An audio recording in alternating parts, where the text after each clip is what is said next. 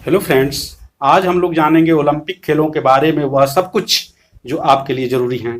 आगामी प्रतियोगिता परीक्षाओं में इससे दो चार प्रश्नों का रहना तो लगभग तय है, जो आपके सफलता का टर्निंग पॉइंट भी साबित हो सकता है। इस वीडियो में ओलंपिक में भारत की चर्चा के साथ ही टोक्यो ओलंपिक की जानकारी है तथा इससे संबंधित कुछ अन्य तथ्य भी हैं। आप ध्यान से इस वीडियो को देखें और अपनी तैयारी को पूर्ण करने का प्रयास करें।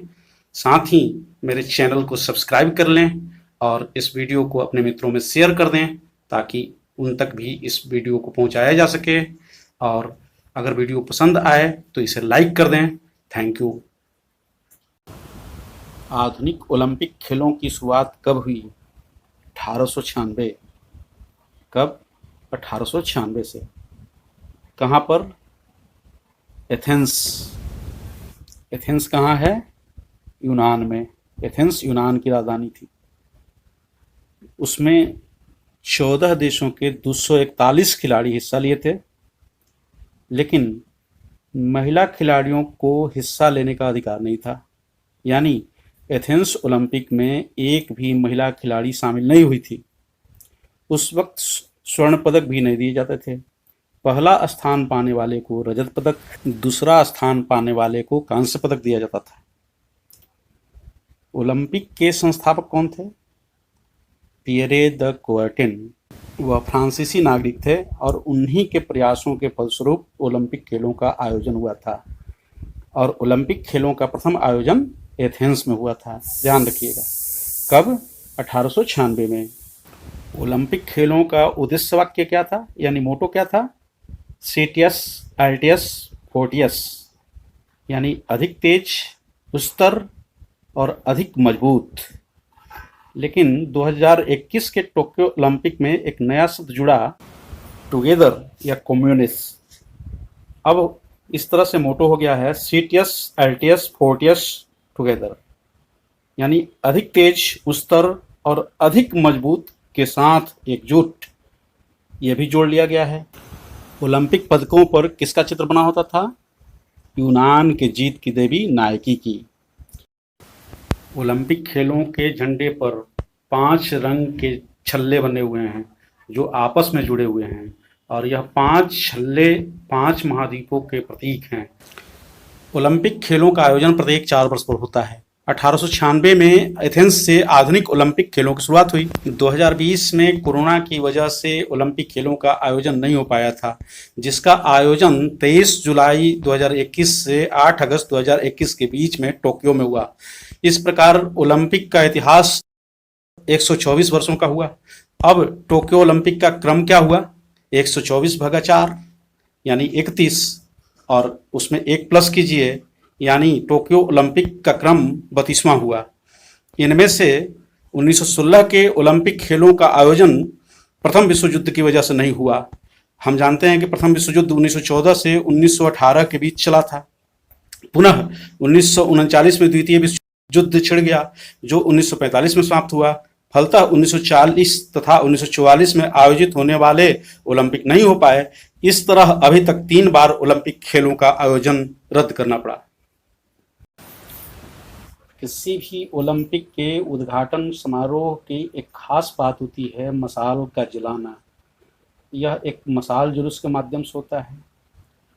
यानी ग्रीस में प्राचीन ओलंपिया के एक पवित्र स्थल पर स्थित हेरा के मंदिर में सूर्य की रोशनी में दर्पण की मदद से मशाल जलाई जाती है, और उस मशाल को ओलंपिक के आयोजक देश को पैनाथेनिक स्टेडियम में आयोजित एक समारोह में सौंप दी जाती है।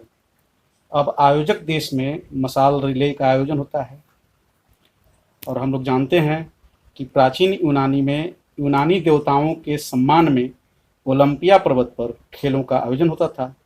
जब आधुनिक ओलंपिक खेलों का आयोजन होना शुरू हुआ, तब भी कुछ परंपराओं का निर्वहन होते रहा। इस तरह मशाल जलाने की परंपरा 1928 के एम्स्टर्डम ओलंपिक से शुरू हुई थी, और मशाल के रिले की परंपरा 1936 के बर्लिन ओलंपिक से शुरू हुई। मशाल रिले के बाद उद्घाटन समारोह के दिन स्टेडियम में मशाल को जलाई जाती है और तब जाकर के खेलों का आयोजन शुरू हो जाता है। किसी ओलंपिक की एक और ख़ास बात होती है उसका शुभंकर यानी मैस्कट का होना। पहला आधिकारिक मैस्कट यानी शुभंकर की शुरुआत हुई थी म्यूनिख ओलंपिक 1972 से। अभी टोक्यो ओलंपिक का शुभंकर है मिराई तोवा और सुमाइटी। मिराई तोवा जहाँ सांस्कृतिक परंपरा को दर्शाता है, वहीं पर सुमाइटी आधुनिकता को, यानी परंपराओं के साथ आधुनिक बनने का संदेश।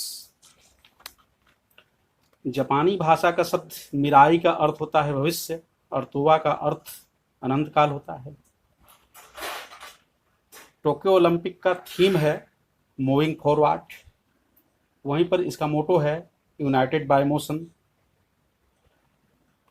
टोक्यो ओलंपिक में भारत के 126 खिलाड़ी शामिल हुए हैं, जिनमें 55 महिलाएं हैं।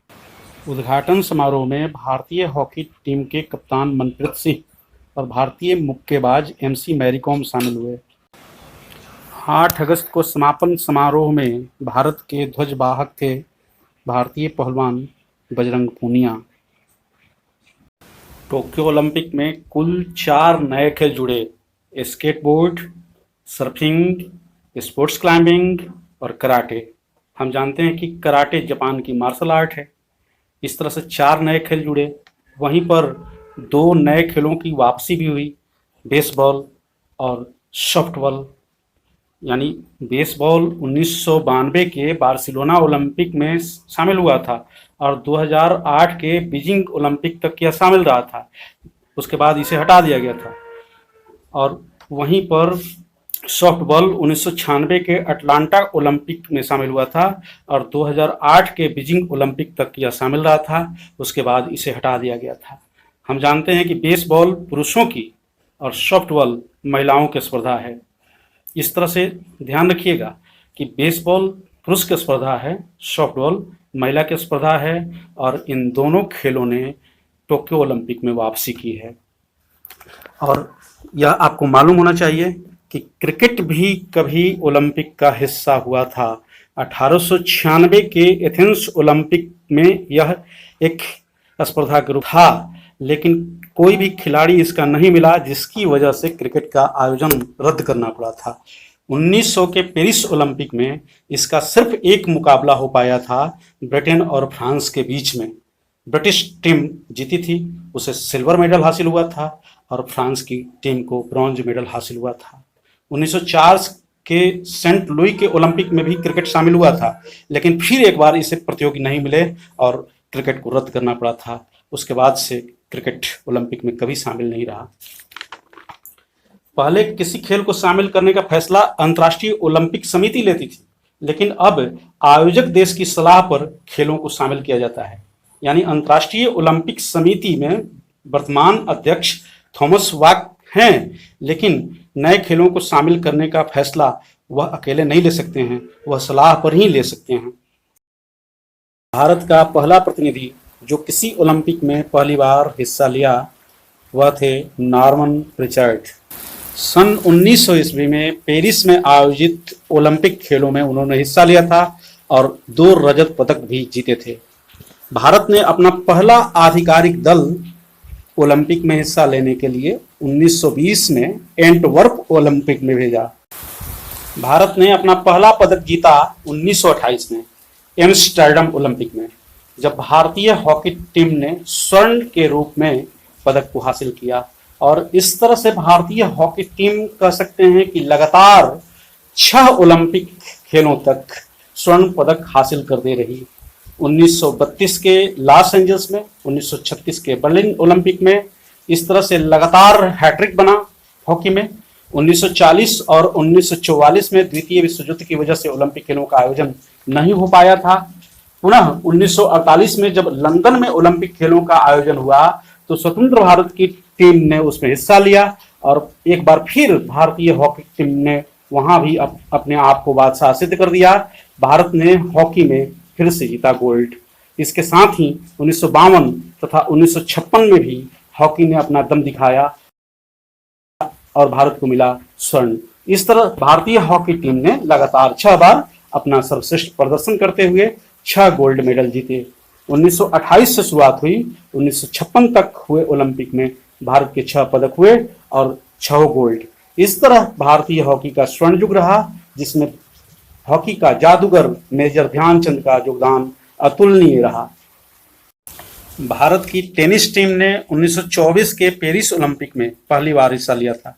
वहीं पर फुटबॉल की टीम ने 1948 के लंदन ओलंपिक में पहली बार हिस्सा लिया था।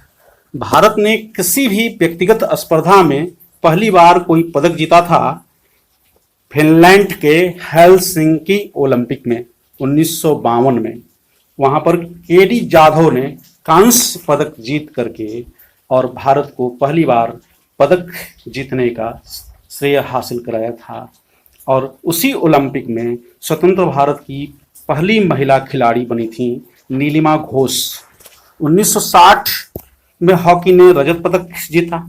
वहीं पर पुनः एक बार 1964 में टोक्यो ओलंपिक में हॉकी ने स्वर्ण पदक जीता और 1968 के मैक्सिको तथा 1972 के म्यूनिख ओलंपिक ने भारतीय हॉकी टीम ने कांस्य पदक जीता। 1976 में मॉन्ट्रियल ओलंपिक में भारत ने पहली बार कोई पदक नहीं जीता और सबसे खराब प्रदर्शन रहा।